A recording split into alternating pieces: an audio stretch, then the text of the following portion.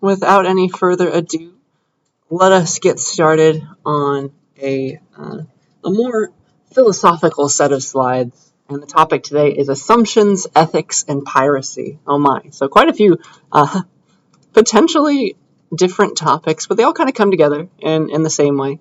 And let us talk about them. So the first major topic of the day is arguments and assumptions. So what does it mean to make a good argument? What are the assumptions involved?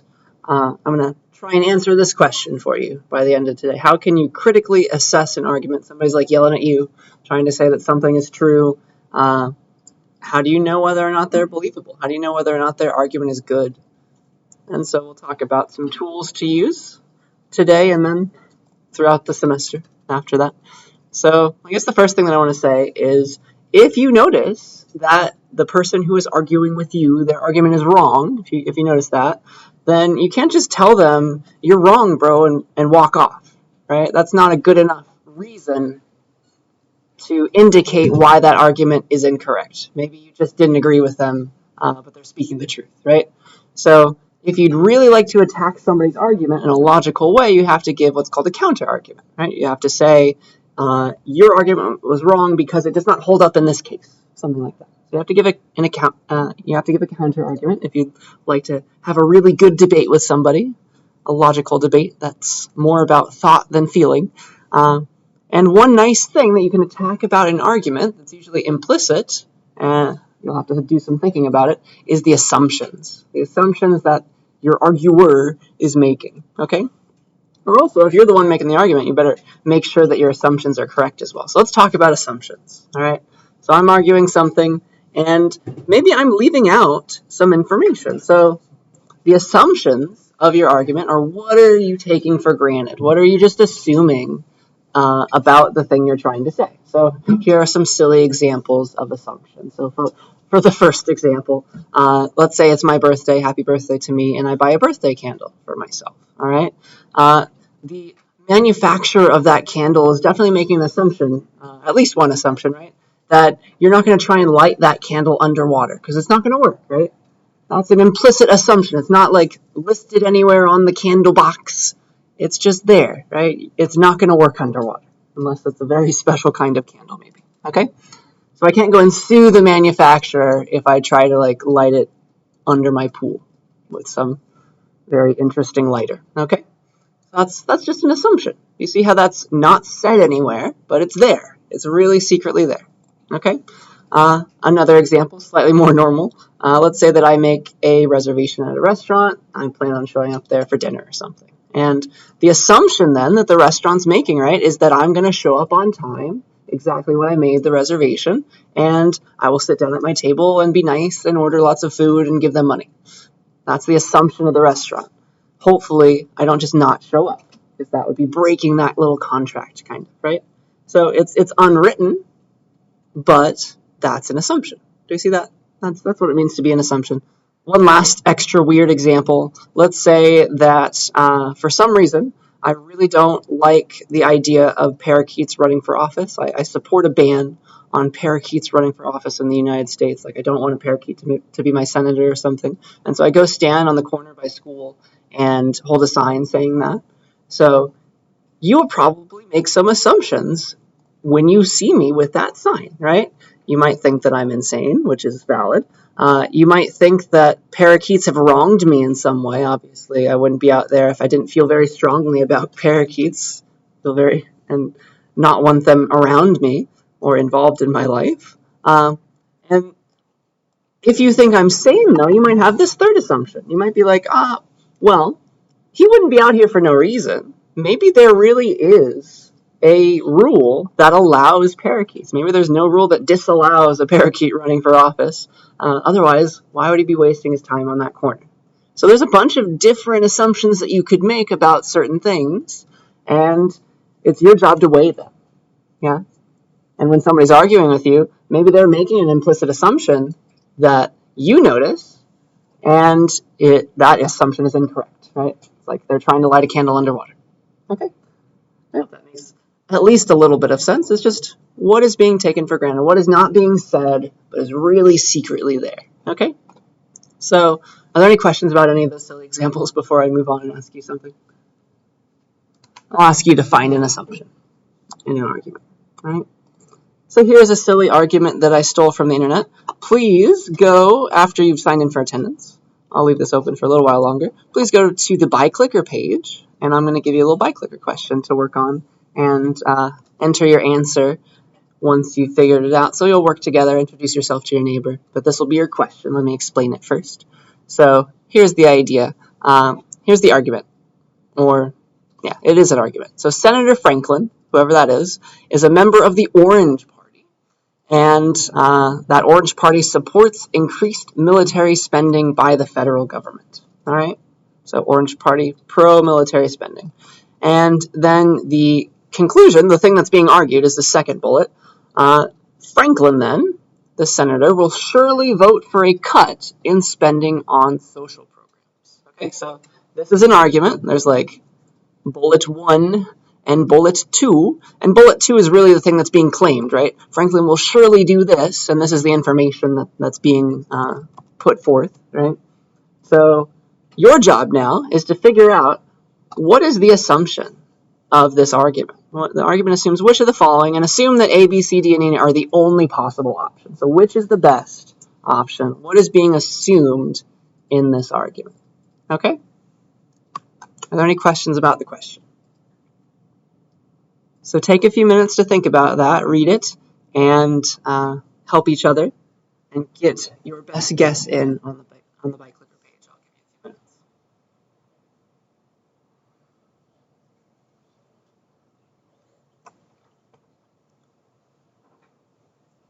Yep. Oh, well, I can help you with that. Show me how you're logging in.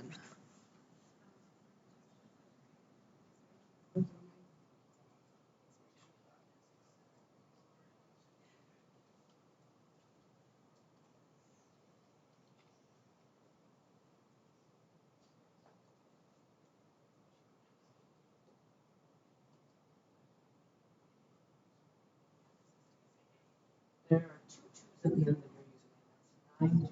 922522.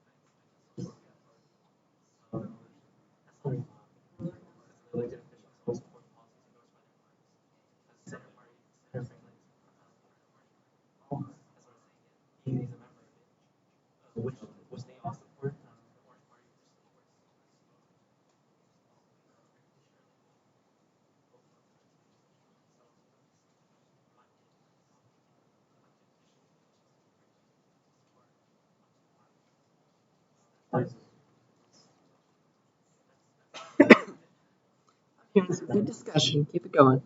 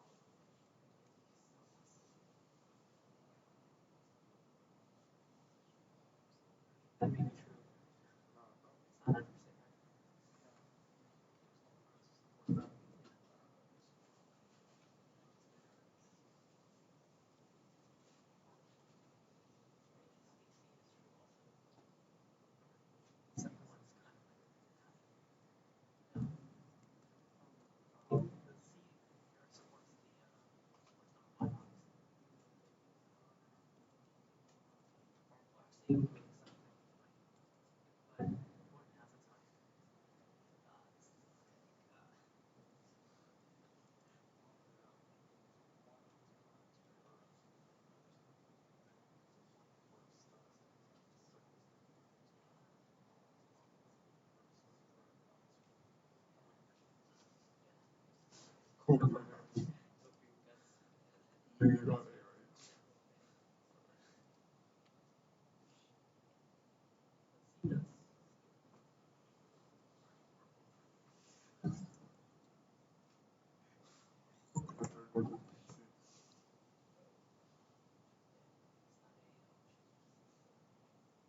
few more seconds to get in your best guess. Or the right answer. Who knows?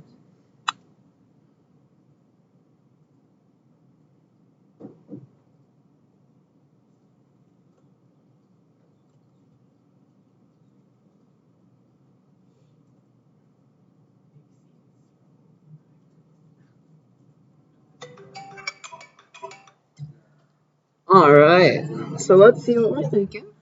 Please click something. And I'll stop it. Alright, hope we had a good discussion. Let's see where our thoughts lie. Do we have a majority thinking B? I think we do. Alright, so we're really thinking B is the right answer. Let me double check what the right answer really is. Yeah, it is B. So good job if you got B. That was the right answer. Is any brave person willing to explain to me why A could not work? Why is that not the right answer?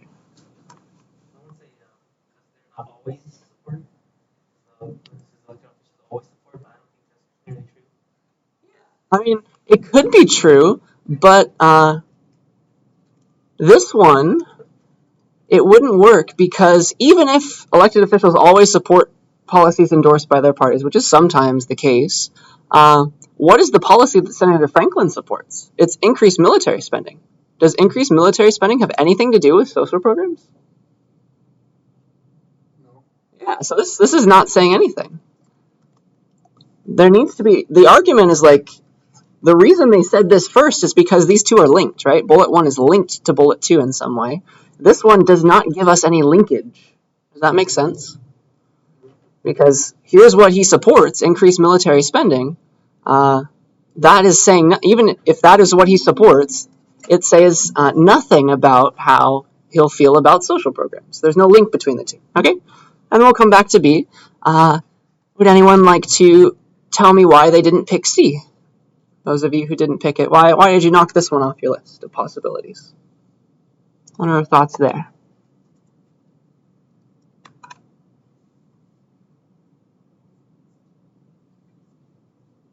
It's kind of similar to A, isn't it? Senator Franklin agrees with the policies of his party. Again, yeah? So Senator Franklin agreed why that was not correct is because Senator Franklin is a member of the Orange Party, but policies of the Orange Party are separate from Senator Franklin's own policies. So they should be That's okay, yeah. Again, it's just okay, even if this was true, even if this was the right answer, it's not really linking the two bullets. Again, it's like, all right, if Senator Franklin agrees with the policies of his party, he is supporting increased military spending. Again, that says absolutely nothing about social programs. That is not the same as military spending. Okay?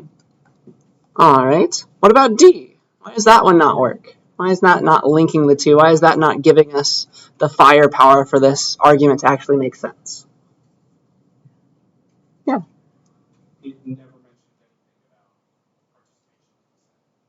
Yeah. Orange Party has majority in the Senate. Well, maybe that means they can get something passed if they want.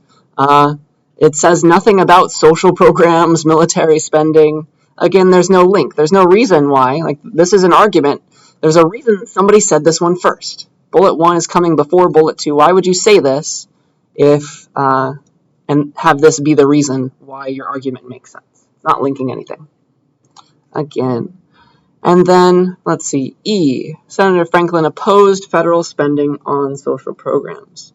This could be a good answer, right? It's actually, this is the real argument. Bullet 2 is the real argument. It's like, he will surely vote for a cut in spending on social programs, which that actually gives a reason for why he would want to cut spending. If he opposes spending on social programs, that would give you a reason for this bullet 2 and make your argument make a little bit of sense.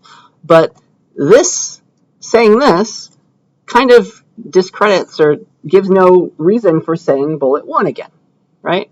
If he opposed federal spending on social programs, why are you telling me anything about military spending and the Orange Party? That's not helping the argument. Does that make sense? That's not advancing the argument in any way. Why did you say this at all if this was the real reason, right? So there needs to be a link, and again, there's no link. All right, so that leaves B. B is the right answer, and let's talk about why. So this is the only thing that is linking bullet 1 and bullet 2. That's the complete argument, right? There needs to be some kind of connection. You got your military spending, and you got your social programs. What is the difference, or how are they related? All right, so this is the correct assumption, the best right answer. The only way to increase military spending by the federal government is to cut spending on social programs. Do you see how that links these two ideas?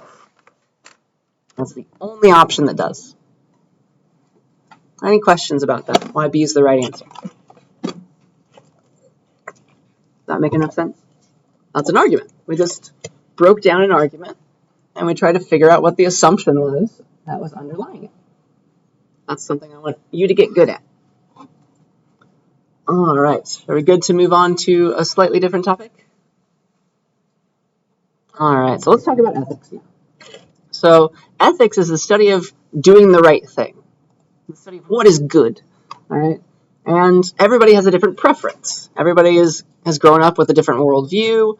Everybody thinks a little bit differently. So there is no right answer, like I said last time, last non-programming lecture. There's no right answer to ethical questions. So how can you answer them? How can you resolve them? It's got to be on a personal level a lot of the time, right? So here's one thing that I'll do. Of course, there's no way for me to give you the right answer because there is no right answer, but I'm going to teach you a couple of viewpoints, a few ways that people like to think or approach these ethical dilemmas.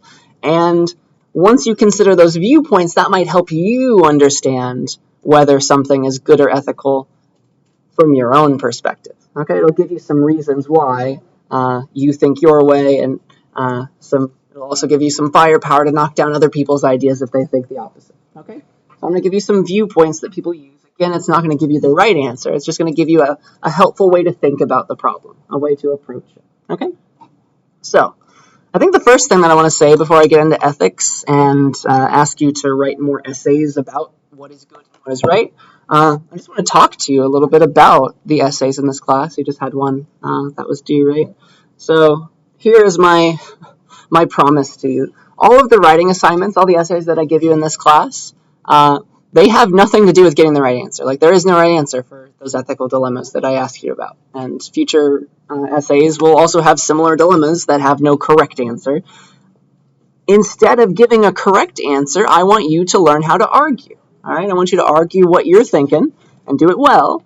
And of course, we're trying to talk about a little bit in this lecture and plenty in future lectures about what a good argument means, what it means to argue your point well. All right. So also, it may be apparent from class what my opinions on certain topics are. My opinions don't matter one bit as far as your grade is concerned. I just want to point that out right now. You can argue the exact opposite thing of what I believe, if you somehow know what I believe. I'll do my best to hide what I believe and give both sides. But you can argue the exact opposite of what I think, and as long as you argue it well and give logical reasons and don't have any weird assumptions that are just hanging there, then I'll give you full credit. That's my promise to you. All right? That's the idea. So I'm going to try to be very impartial in this class because we're going to talk about a bunch of problems that I want you to be the one to think about and think about these things and like figure out what you think. What is the right answer from your perspective? The whole point of kind of this class is to examine every different side of an argument, all the different ways that you can think about it. Some things are just like I feel so strongly about them that maybe my feelings will leak out to you, and so I'm sorry if that happens, but it's not going to affect your grade. Right? So that's my promise to you. Without any more delay, let's get into ethics. All right, let's talk about them in detail now. So ethics is just that word. It's the study of doing the right thing, the study of what is right, what is correct, what is good. All right, and there's a bunch of different ways to view an ethical question. Here are a few ways. I'll teach you two of them today for this class. So the first way to think about a theory, or the first way to think about an ethical question, how to discover whether it's right or wrong, is to look at it from deontological standpoints. That's a big word maybe you've never heard before unless you've taken a philosophy class. So there are some deontological theories that stem from the idea of duty, what you must always do. All right? So like these words kind of, there's a root here and it kind of sounds like duty anyway. It comes from like a Latin root or a Greek root for duty. And so in a deontological theory, the rules that it gives, the way that it's asking you to think about the question are always absolute. You always have to follow them. The word always is going to come up a lot in a certain theory that we're about to talk about. So a deontological theory tells you what is right, what you must always do, what your duty is in life. Okay? And so that's one way to think about a problem. And I'll show you examples of that.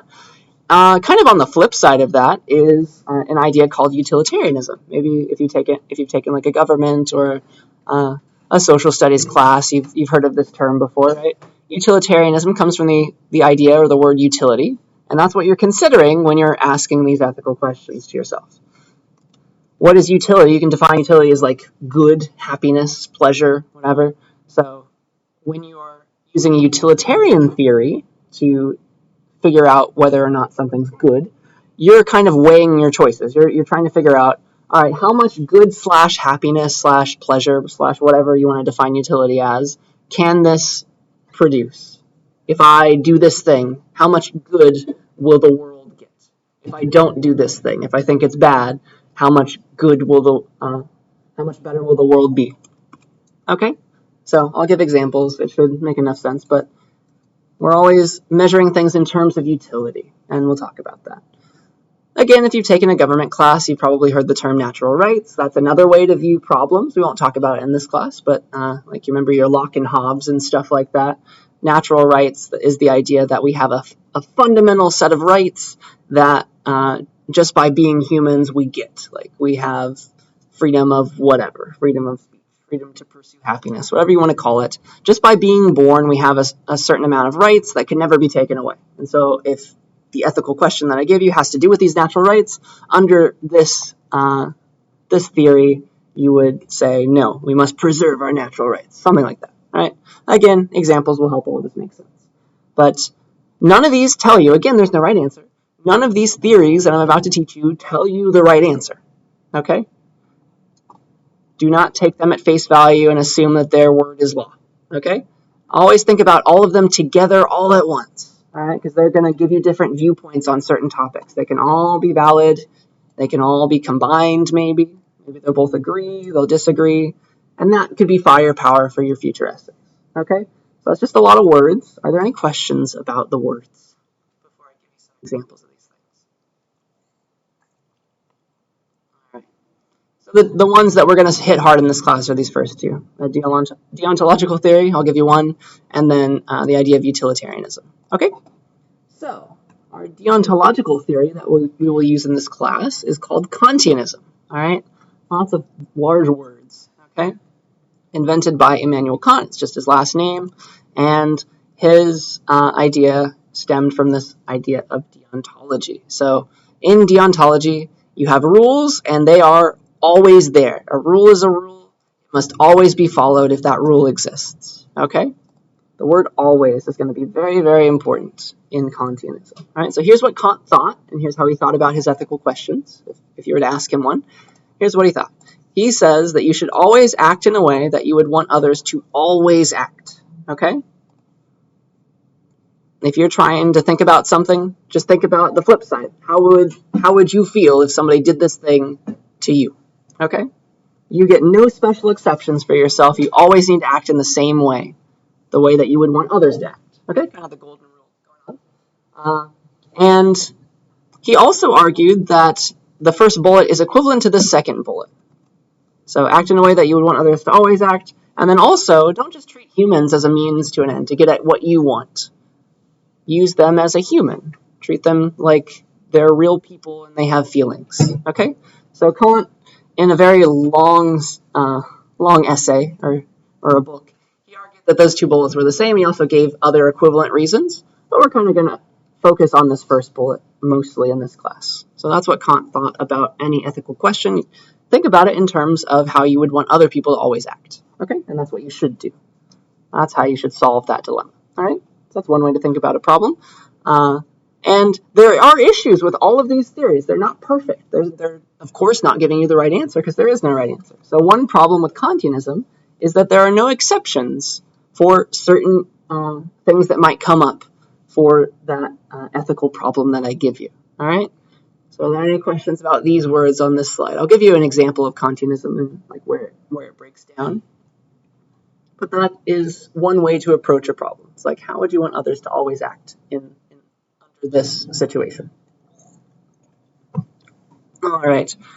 Just to make it easier for you, because I'm going to ask you to use Congenism in future essays, there are a lot of terms that stem from this dude's name, and I want you to do them right so I don't have to correct you in your essays, all right? So Kant was his last name, all right? He was the man.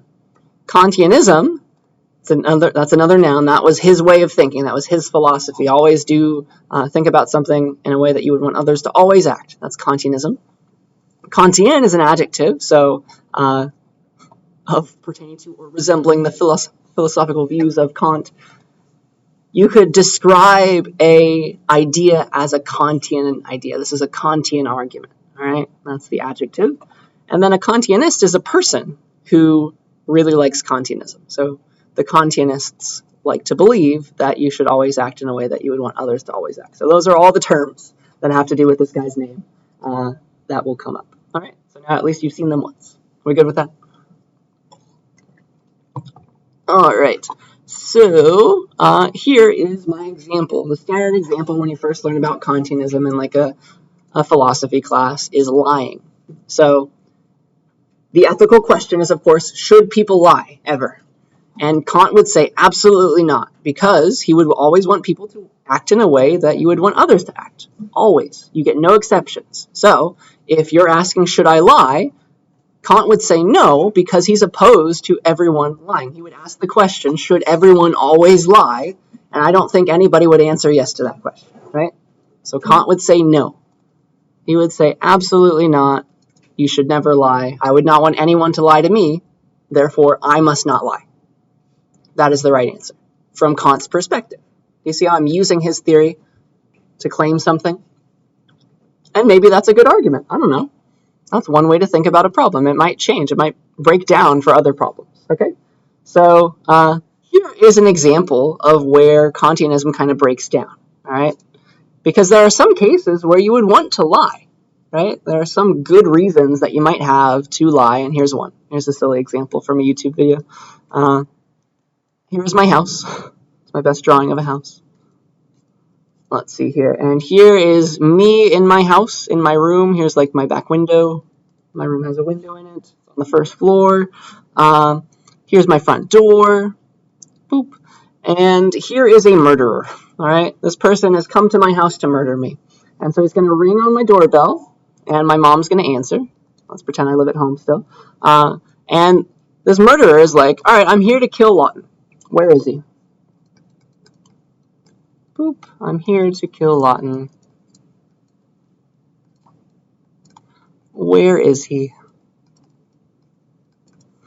And because my mom answered the door, and she kind of wants me to stay alive, what is her best thing to do right now? It's probably to lie, right?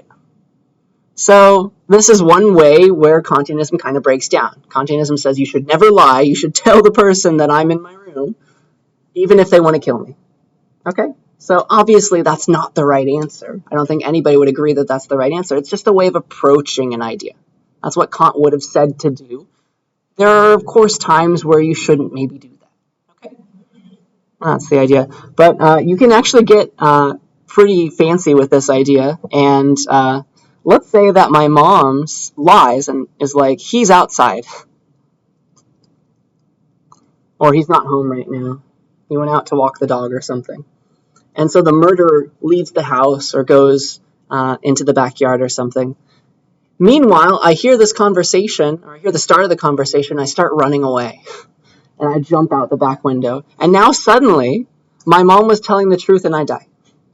So maybe she should have told the truth that I was inside, because now she's kind of an accomplice to my murder. So there's two sides to both of these coins, all right? So maybe you could have told the truth and it would have worked out anyway. Okay, maybe that was the right answer. Who knows? But yeah, so there are multiple ways for me to die in this situation. One way involves obeying Congenism, one way involves disobeying Congenism. Okay, so that's your standard example of Congenism. Kant would say you should never lie because you don't want other people to lie to you. Okay, any questions about that? He'd ask, should everyone always lie? The word always is very important in Congenism. All right, so that was Congenism. Stems from duty. A rule is a rule, should always be followed. You can never lie. Utilitarianism is a bit more free-thinking, a bit more liberal. Utilitarianism, of course, comes from the word utility. It focuses, when you're asking a question, it focuses on the consequences of those actions that you have, that you're asking about. Okay, so what you do when you are met with a ethical dilemma and you want to look at it under the lens of utilitarianism, what you're going to do is weigh both options. Like, I don't know, here's your little scale, boop, boop, boop. And on the first side, you're going to put one option, and on the other side, you're going to put the other option, you're going to weigh them. Weigh them in terms of utility. You're going to measure your actions. Either I'm going to do this thing, or I'm not going to do this thing, maybe. Measure your actions in terms of the happiness or pleasure or good that they produce. That's what it means to be a utilitarian and to think about something from a utilitarian standpoint. Okay? What you're doing is you're measuring how good this action is, not just for you, but for everybody all at once. Okay? So you get no special exceptions for yourself again. So what you're doing with the way that you're weighing your ideas is you're trying to produce the greatest good for the greatest number. All right, utility has to do with happiness or pleasure. What you're trying to weigh, the thing that's heaviest, is the thing that is giving the greatest good to the greatest number of people. All right, and that's the thing that wins. It's not just the greatest good for you, it's the greatest good for everybody. You have to think about all the population of the earth all at once. Okay, and I'll give you an example of that in just a second. Utilitarianism, of course, is not giving you the right answer all over again. It's just a viewpoint. It's a way of looking at a problem. There are some issues with utilitarianism, just like there are some issues with Congenism. It breaks down in certain situations. So here's a problem of utilitarianism. You have to determine consequences of your actions. Sometimes, like, there's a butterfly effect to some things, right? You do something, like a butterfly flaps its wings, and then on the other side of the earth, that causes a hurricane or something. We've heard of that idea, hopefully. Determining all the consequences of your actions is really, really hard. You have no clue what's really going to happen, how everything's going to play out over a certain long amount of time, maybe. So that's one issue of utilitarianism. You can't really determine consequences very easily, so it's hard to weigh accurately. And then also, the rights of individuals do not matter at all in utilitarianism. Nothing matters. It's all about the herd. It's all about everybody at once. You weigh your outcomes based on the greatest good for the greatest number. So if something ends up happening to one person, then that's fine as long as better things happen to other people. Okay? And you get no special exceptions for yourself again. All right? So that's utilitarianism. Oh, I guess, are there any questions about this slide before I give you an example? All right. So here is that example from your essay. Maybe you thought like this. I'll comment on your essay if you did. So maybe you thought in a utilitarian way. So the standard example of utilitarianism is this trolley problem. Would you flip a lever and kill one person? Would you kill one person to save 50 people? All right. And so the question that the utilitarians would ask about this problem is, what is the best thing to do? What is going to give the greatest good to the greatest amount of people? And it's a pretty obvious answer, right? What produces the greatest good? A utilitarian would immediately say, all right, 50 people living is better than 50 people dying. 50 people living and one person dying is much better than one person living and 50 people dying, right? So I'd rather save the 50 and kill the one. So that's exactly what a utilitarian would do. That's the utility. They weighed it, even if the one person was themselves. Yeah, that's how it works. And it breaks down all over again because sometimes, it's hard to figure out the consequences. So, for example, you might have a different outcome if this was one of the facts about the person that you might end up killing. What if that one person was like on the verge of curing cancer? You see how that changes the problem? And maybe you have no way of knowing that they were on the verge of curing cancer because it wasn't cured yet. But if you saved them, that would have involved saving billions of people over the next amount of time that humans are still on the earth, right? So it was better off to save the one and kill the 50 in that case. But you could have never noticed that. You would have never known. Okay? So that's kind of where utilitarianism breaks down. Sometimes there are obvious answers, but maybe they're not so obvious if you think about them long enough. Right? So that's what utilitarians think. They're trying to produce the greatest good for the greatest number, and even if that means a bad thing happening to you, if that means better things happening to other people. Right? It's all about this weighing. Okay? Any questions about utilitarianism in that example? Okay, again, I just want to hit home that these are not answers. They're just ways of viewing problems. They're ways of approaching somebody's argument, figuring out if you like it or not, figuring out which side maybe you're on, and that helps you get your debate going and your essay written. Okay? That's the idea. So I have a silly example, if we're ready for it, involving Congenism and utilitarianism. I hope we've all learned about Pokemon a little bit. I'm a millennial, so I'm going to talk about the ethics of Pokemon. Why not? Let's look at the idea of Pokemon and the world of Pokemon under these ethical viewpoints. Okay? So first of all, when you hear Kant's name, we're going to think about Pokemon in a Kantian way right now. If you hear Kant's name, you need to think the word always. Should something always happen? Should you always do this thing? Think the word always. Okay? That's important. So what Kant would ask about the Pokemon world, like should it exist, are a few of these questions. Like, should we always domesticate wild Pokemon? I guess if we've never heard of Pokemon, the idea is, right, it's a world where there's some monsters living in the grass outside. You can catch them and train them and have them. You can force them to fight other Pokemon, which is maybe a bad thing. And you can level them up, and they'll get better and stronger and help you become the Pokemon master of the land. Okay, so that's your quick intro to Pokemon, if you've never heard of it before. But Kant would ask something like, should we always go outside and catch these wild Pokemon? Should we always domesticate them? They're just chilling out there. So Kant would ask this question, should we always domesticate wild Pokemon? And because he is for individual rights, not treating people as a means to an end, as a means to becoming a Pokemon master, Kant would probably say no to this. He's like, no, Pokemon should be allowed to think for themselves. We should not always take them into our arms and assume that we know the best for them. All right? Does that make sense? I'm applying Kantianism to this idea. Please yell at me if it does not, because these examples are the way that I'm getting you to understand it. Okay? Though, if you thought about it longer, maybe Kant would start saying yes. Maybe it is a good idea. Because if you think about the opposite, the counter argument to that argument, it's like, well, Pokemon who live in houses, if we domesticate them, we get to level them up. Maybe they're going to have a better life. All right. Well, they have a better life if we always domesticate them. Like cats in your house live longer than cats outside trying to fight for food, right? This is kind of utilitarian at the same time. And so you can see how Kantianism sometimes gets utilitarian and utilitarianism sometimes gets Kantian. It all happens. So Kant would start weighing these ideas. Like, what is the right answer here? So here are some pros, like animals in our world live longer in captivity, for example, cats. A con to this idea is that, all right, if you domesticate all the Pokemon, they're not as free. They're not able to roam around in the wild, fly wherever they want.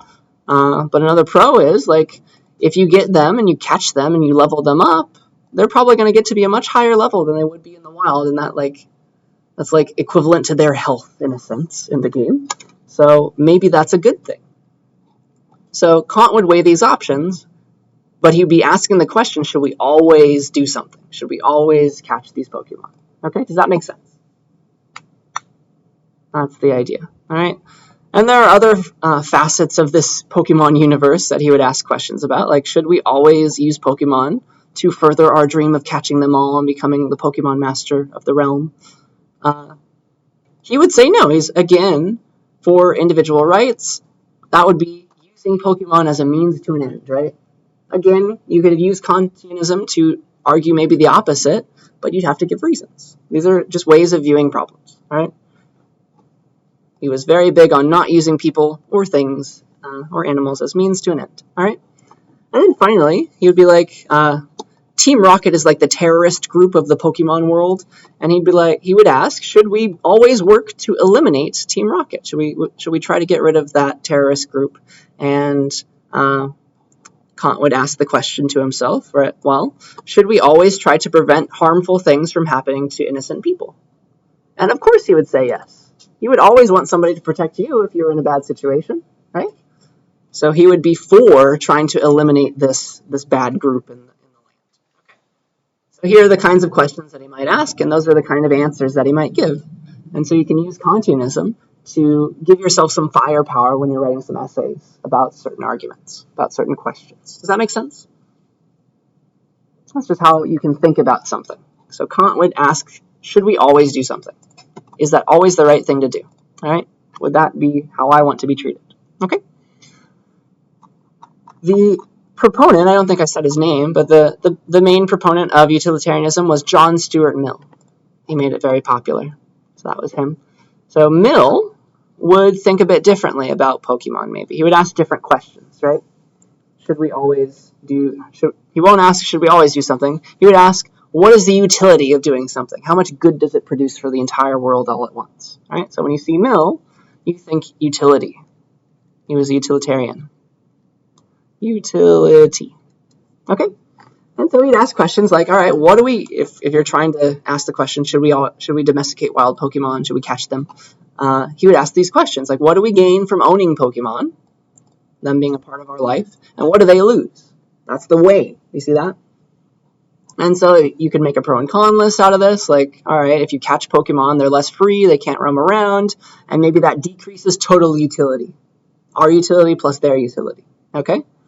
But a pro of that, the idea of catching wild Pokemon, is that it will let them, they'll help us, we'll get our badges, we'll rise up in status in the world, which will maybe be good for both of us, right?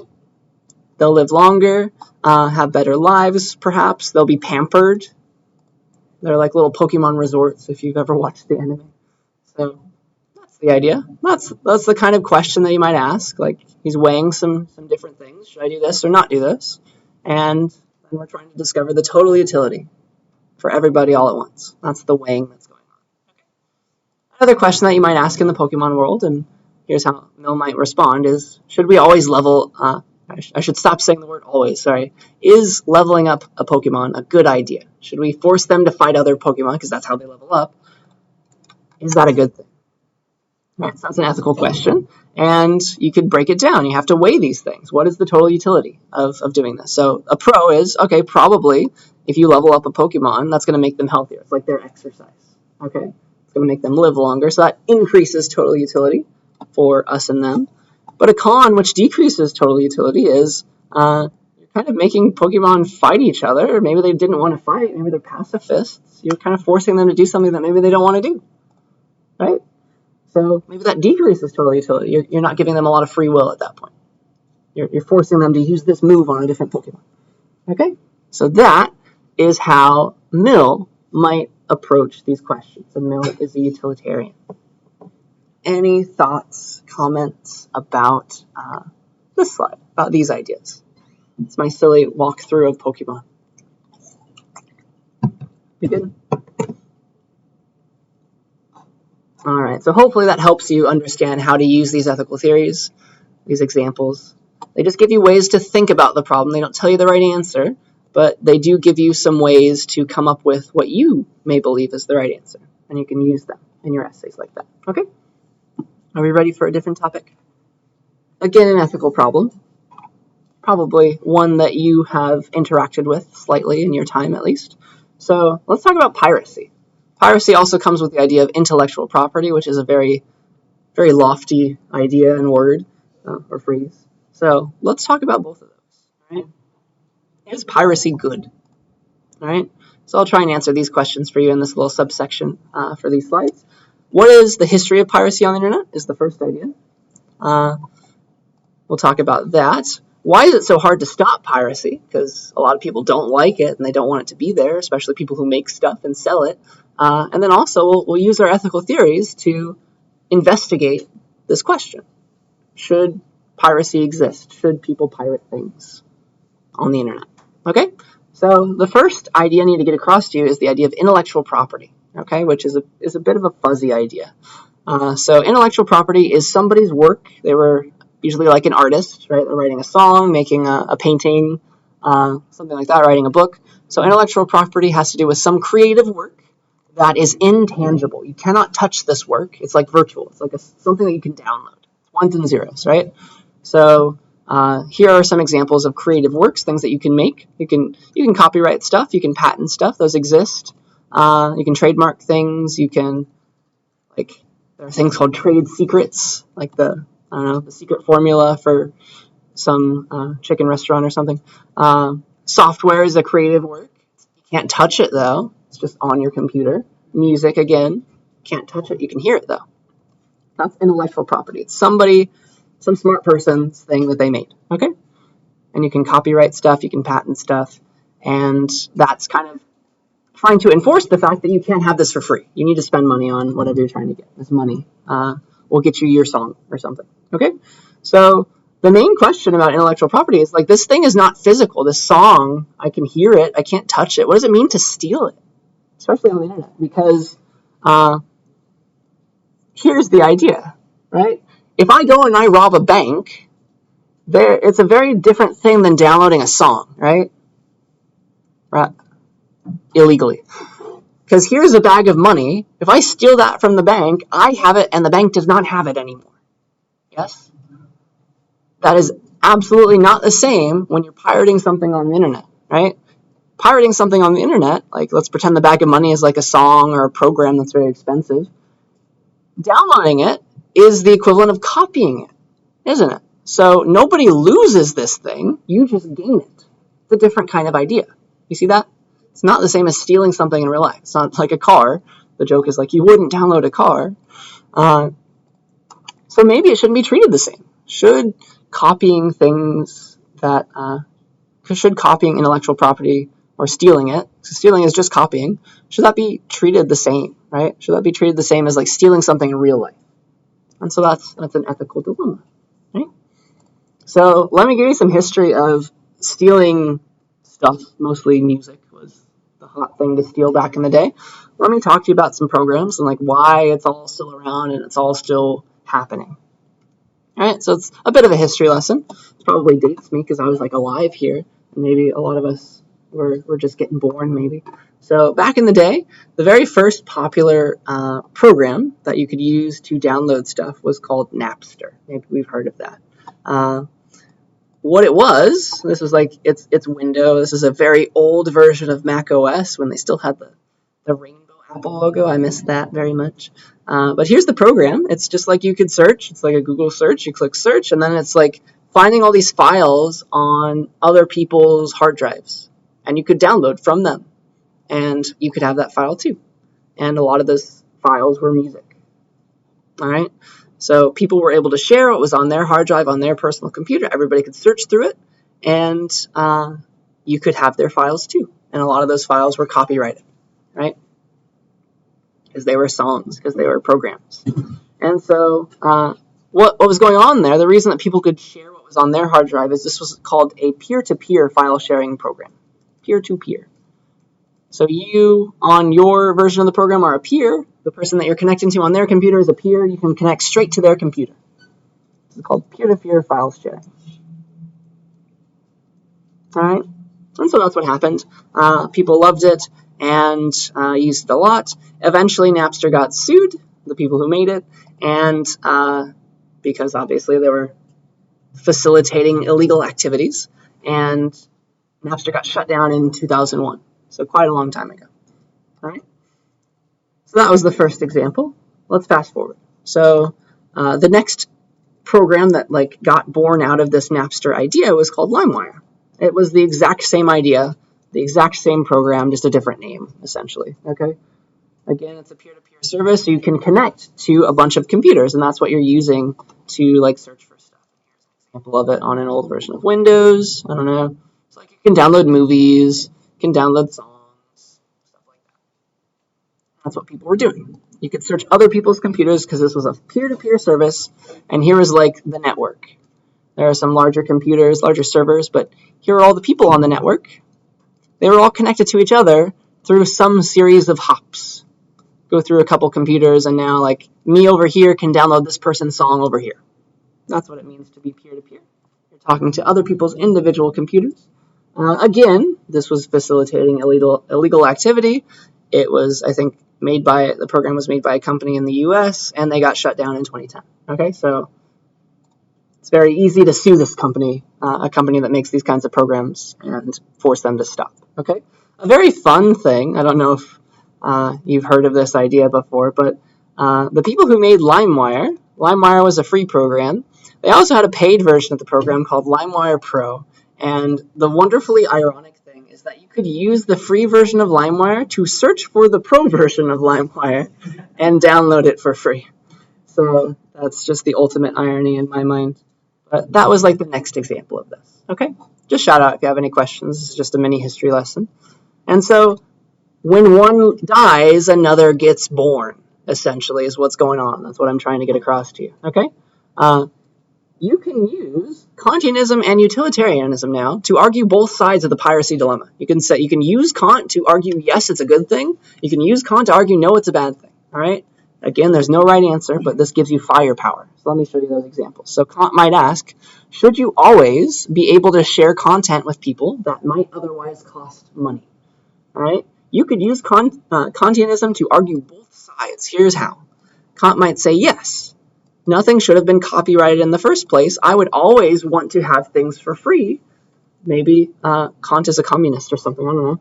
That would be great, right? Everybody could have things. Nobody would be without. That's a Kantian argument, right? So Kant could say yes. Alternatively, Kant might say no. You could use his ideas and flip them around. You could say, Kant might say no, because if I made something, I wouldn't want people to steal my work from me and not get paid, so I should pay it. I should pay them too, always, right? No, that hurts the livelihood of the artists who are making these things and releasing this music, yeah? So you could use Kantianism to argue both sides. You can use utilitarianism to argue both sides, because there's no right answer. It just gives you a way of viewing the problem.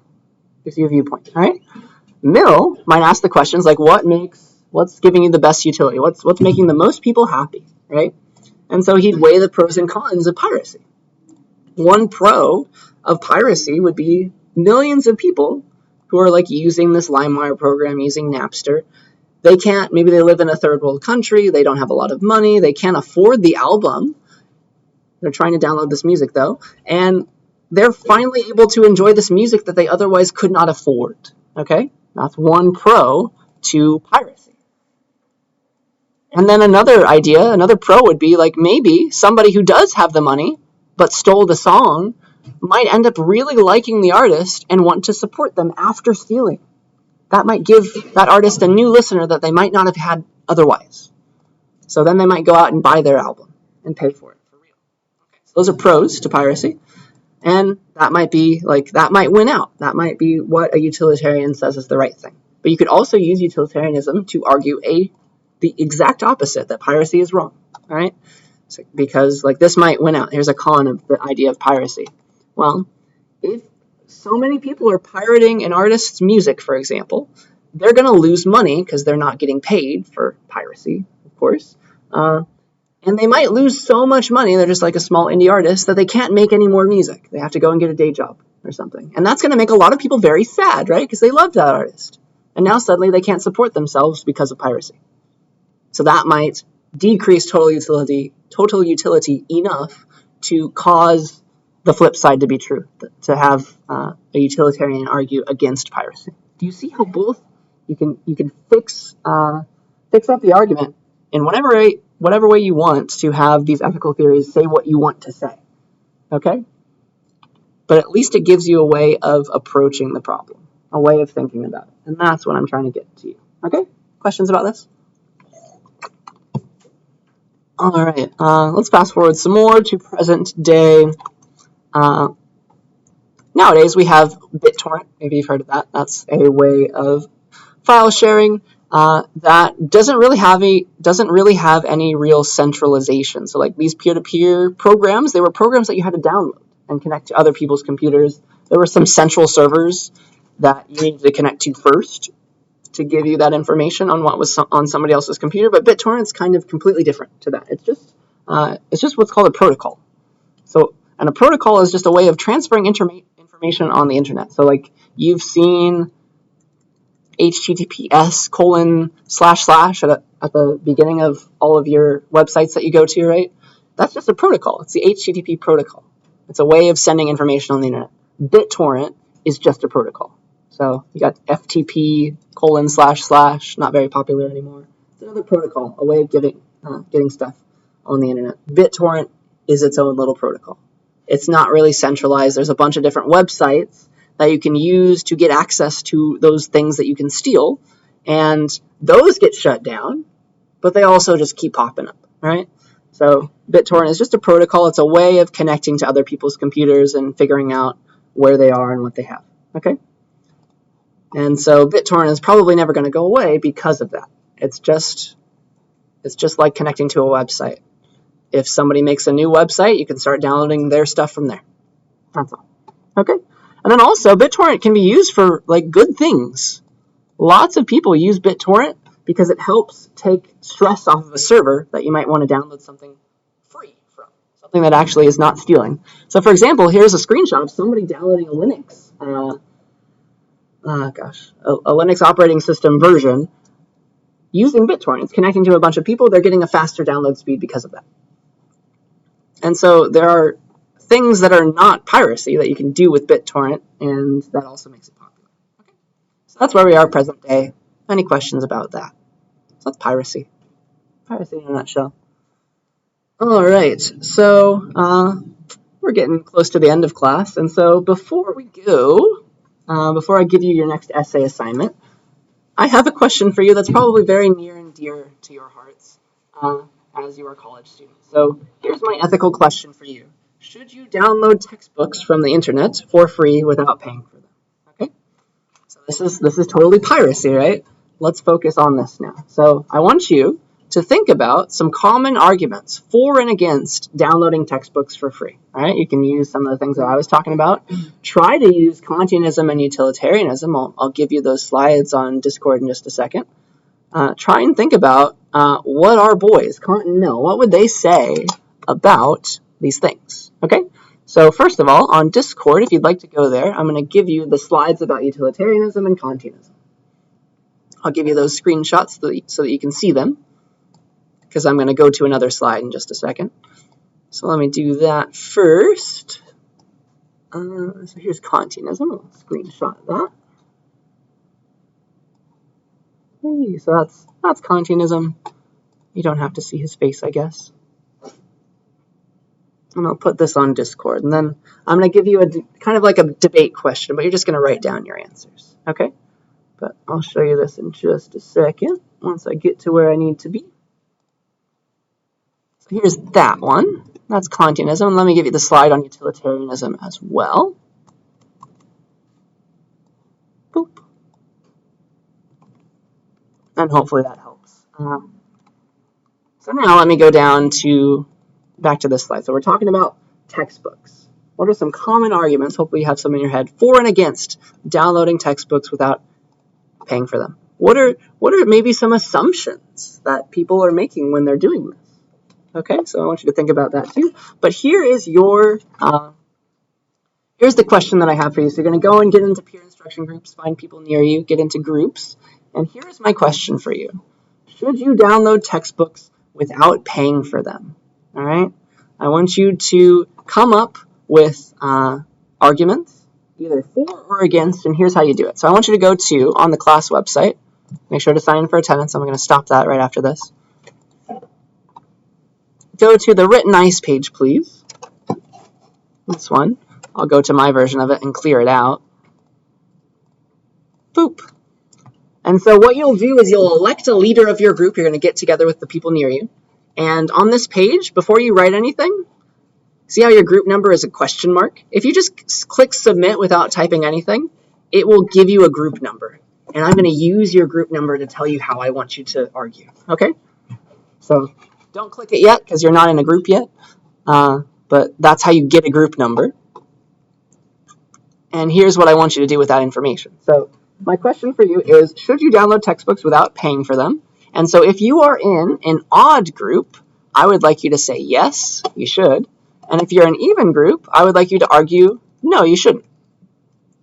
Does that make sense? So I'm forcing you to think in a certain way depending on your group number. And so here's what I want you to do. So this is your stance, yes or no, if you're odd versus even. And I'd like you to write down some arguments for or against, depending on the stance I've given you. So take a few minutes to think of some arguments with your group. Now that you have a group number, elect a leader to write them down. You'll click submit to actually post them. But get a group number, get together with the people near you, say hi, and write down as many arguments as you can for the stance that I have given you on downloading textbooks. Does that question make sense? Then we'll come back, discuss, and maybe I'll have you write some counter arguments as well. Okay? But just do this first part. Come up with some arguments. Get them in there. I'll give you like 4 minutes.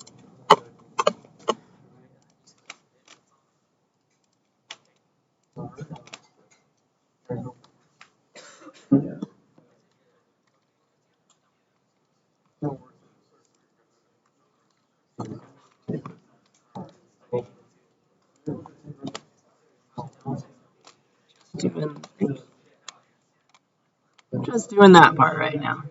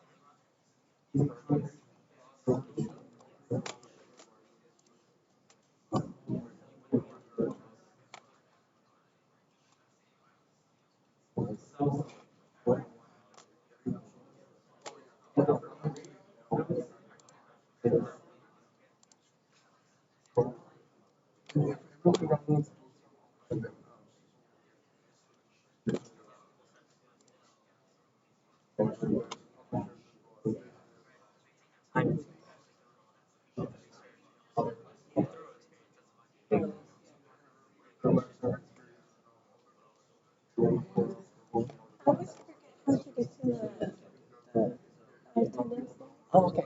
That's what I'm saying. Remember to use the name and password. That's the normal one for CSCI. So your username is your last name _ student ID, and you didn't change your password. It's the same as that. Okay.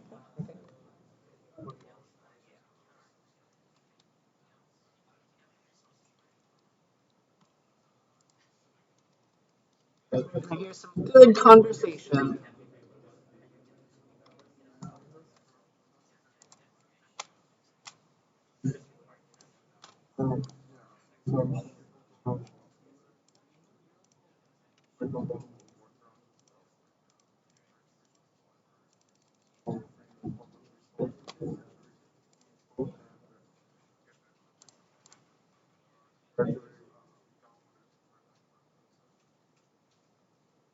And if you want to add stuff after you click submit, you can always scroll down and find yourself.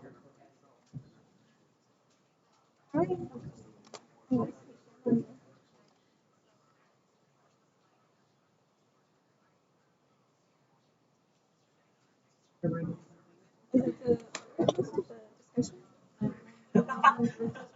Oh,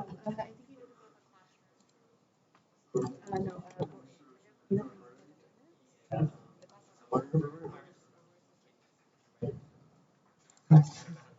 Oh,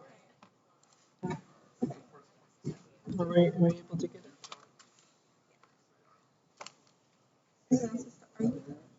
All right, is everybody signed in today for attendance now? Yell at me right now or get marked absent. Going once. Going twice. All right. We did this at the start of class. And just making sure.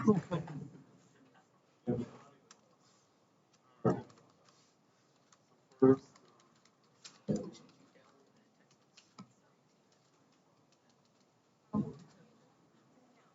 want to use Kant, I wouldn't want other people to buy my books.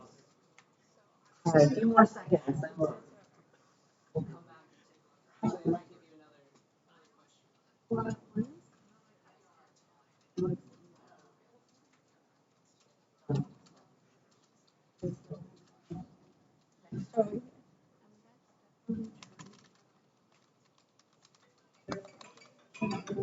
All right, so that's my timer. Let's come on back and discuss. I'm excited to hear what you said. I don't think we have time for counter arguments today, but when you leave, I would like you to take what you thought, take your thoughts that you remember discussing, and try to argue against what you said. Try to argue that your bullets that you wrote previously are wrong. Try to think of those. But I don't think we have enough time to actually write those down today. So let me stop attendance before we go there. But let's take a look at what we had to say. A lot of us are still blank. Or maybe I'll try to click submit or something. But I see quite a few with some words. So thank you for writing. So what was it? Even was no, odd was yes. Nice. So even was like, no, piracy is bad. So if everyone downloads textbooks, there'd be no resources to do research for more books. That's true. Kind of like the people who are writing the books are making money, right? And so you want them to write future books because hopefully some of those books are good and worth it. And that would be great. Arguing for piracy. If it's available for free, why not? I guess that's an argument, yeah. If the publisher has it in favor, I don't know what that means. So if it's okay with author, if the book is too expensive, yeah, if it's too expensive, you can't afford the textbook, but you need to take the class, of course. Maybe that's a good argument for piracy. I like this. Would anybody like to share what they thought? Yeah. So kind of like the mentality of like treat others how you would want to be treated. Oh, yeah, Congenism. Good. Good. You wouldn't want someone else to buy the book. Exactly. So yeah, a Kantian argument for this would be like, I don't want somebody to steal my book, so I shouldn't steal theirs. Great. Yeah. Any other thoughts? Yeah. I argue yes, Mm-hmm. because you're already paying a lot of money for tuition alone. You shouldn't have to pay extra, especially things you don't know how much you're paying for. Good. Just to get mandatory things. And also, I believe the publisher makes the majority of that money.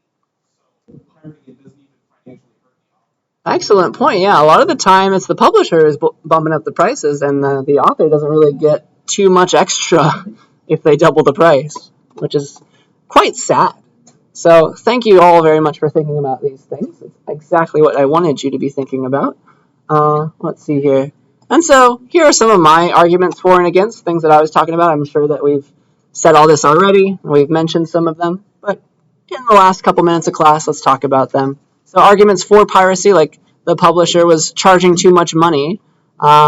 That's the assumption under that argument is like the publisher actually has control over the price of those books, and they're like extorting you. You can come up with counter arguments to this, though. Like some authors like to give the book away for cheap, and that's like just the price of printing it. And so that's a good thing.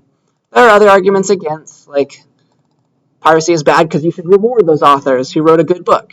But the assumption is the authors actually did a good job writing the book. I'm sure you've read a bunch of horrible textbooks before that were like hundreds of dollars, right? So you can come up with counter arguments. You can think of assumptions to all the arguments. That's what I want you to start thinking about. And so yeah, we talked about the Kantian idea. Should we want other people to take from us? Let's just quickly talk about the utilitarian idea. Piracy, you can argue, is good because it saves money for people, and that increases utility. There are far more people who want to steal than the number of authors who wrote the book, so like it's in the pirate's favor. You can also use utilitarianism to argue no. Like it hurts the authors. Piracy is bad because it hurts the authors. That ruins the utility for them, so they'll never write a textbook again, especially if they were good authors. Maybe you want them to write a future textbook so you can use it in your next class. Okay, so read through these if you'd like. Those are my arguments, but I'm glad that I gave you a chance to think about them. So I don't think we'll have time for this fun example. Please, once I upload the slides, try going here. You have some very cool, weird-looking trolley problem examples of like, should you flip the lever? Like, is it a good idea? It's fun. But before we go, I want to talk about your next writing assignment in the last couple minutes we have today. So here is your next writing assignment. It will be due week 4, so 2 weeks from now. The date, I think it's another Tuesday, as usual. Be due the 31st. And here is your essay prompt in the last 3 minutes of class. It's going to be a 750-word essay, so remember to write 750 words. And here is the prompt. I would like you to argue the following, all right? College is useless and not worth going to. That's what I want you to argue in your essay. You cannot argue the opposite. You must argue this. College is useless, not worth going to. You have to say that it's true, all right? Because you're here right now, you probably kind of disagree with this, but that's exactly the point. I want you to think in a way that you maybe don't think, all right? You have to argue this prompt. I will give you a 0 if you say you disagree. That is not what I'm asking you to do, right? You have to argue that college is useless, okay? You can write it however you want, but here's what I want to see. You have to mention Congenism and utilitarianism. Mention both of those viewpoints to this argument, to this question, okay? You can use them to argue either side most of the time, so that's fine. But explain why Kant and Mill would take those viewpoints and maybe use them in your favor or argue them down if maybe Kant says something that is not helping your argument, okay?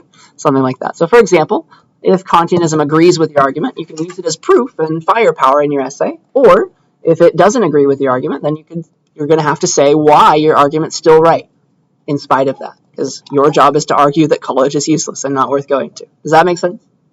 That is your prompt. That's what I want you to write. You have 2 weeks to do it. And yeah, that's all. So I think you don't have to cite anything in this essay, so I don't have to talk about citation rules. Just write what you think. Feel free to cite stuff if you want.